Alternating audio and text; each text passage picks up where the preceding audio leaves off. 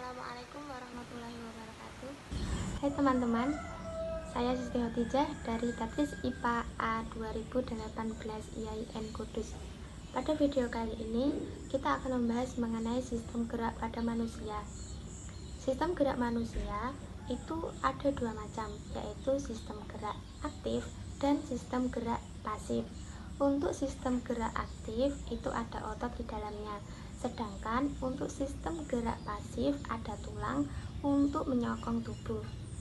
Pada video ini kita akan membahas mengenai rangka, otot, sendi, dan kelainan pada sistem gerak.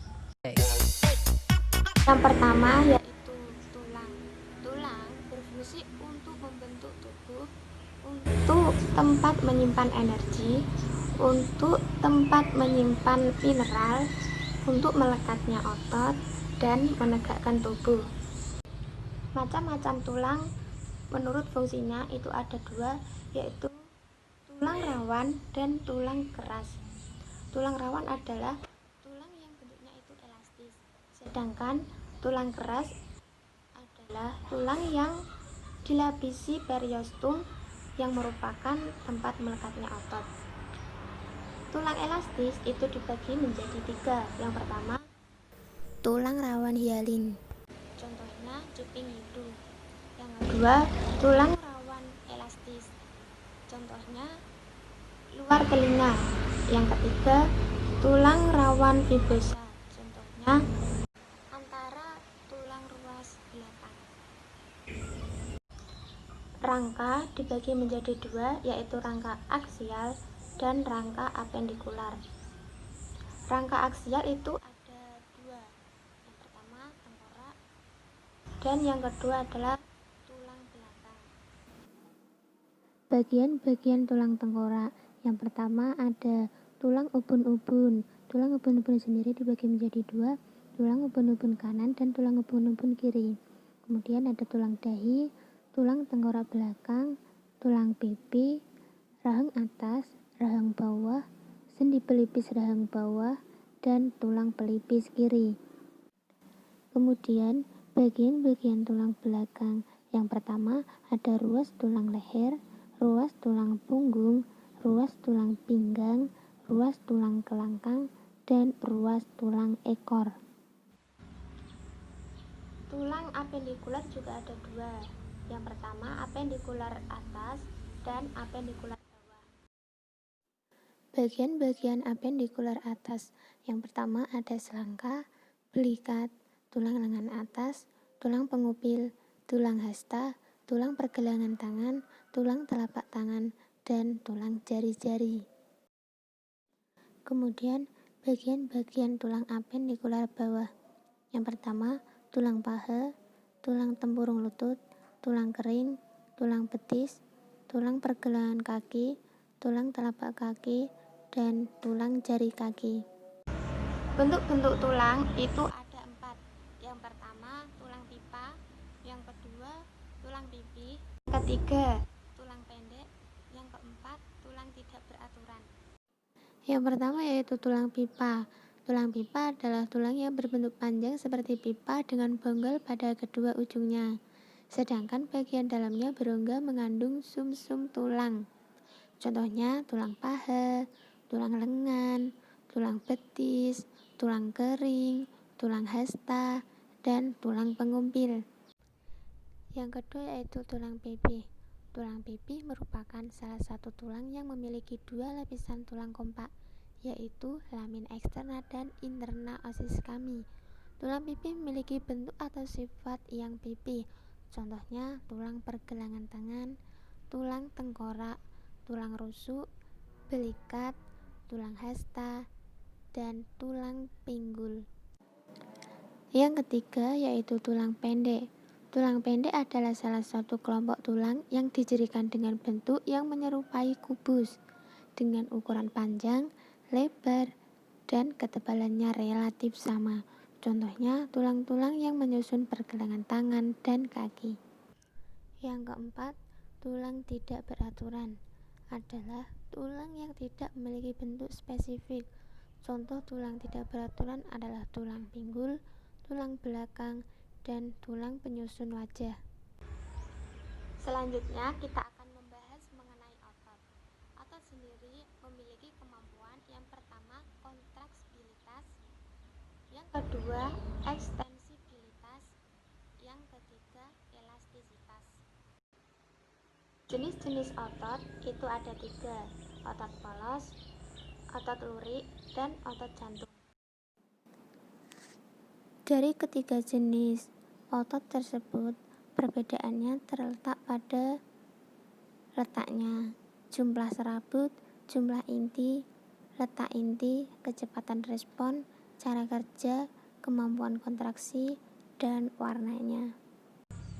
Sistem kerja otot itu ada 2. Yang pertama antagonis, yang kedua sinergis. Antagonis sendiri dibagi menjadi 4.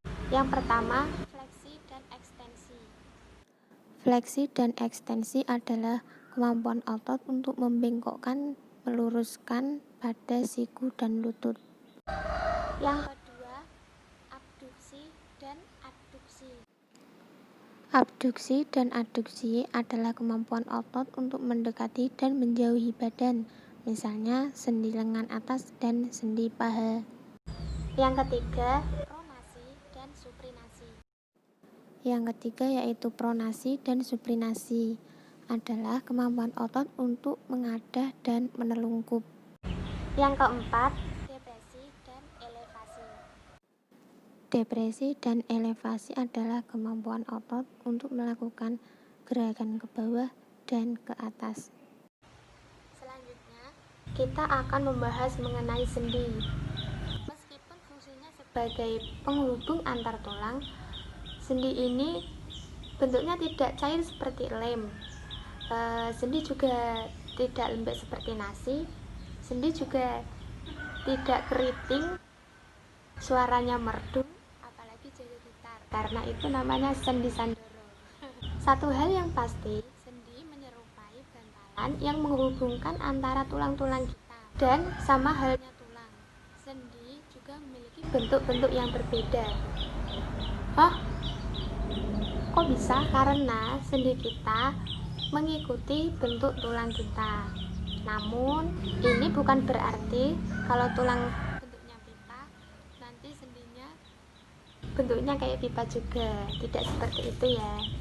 Seperti yang sudah dibahas tadi, sendi berfungsi untuk membantu kita untuk bergerak. Namun, tidak semua sendi dapat bergerak. Maka, sendi dibagi menjadi 3. Yang pertama ada sendi mati. Sendi mati atau sinartropis. Sedih banget sendi yang ini. Dari namanya jelas kalau sendi mati adalah sendi yang tidak bisa bergerak. Contoh sendi yang mati ada pada tulang tengkorak. Kedua ada sendi gerak.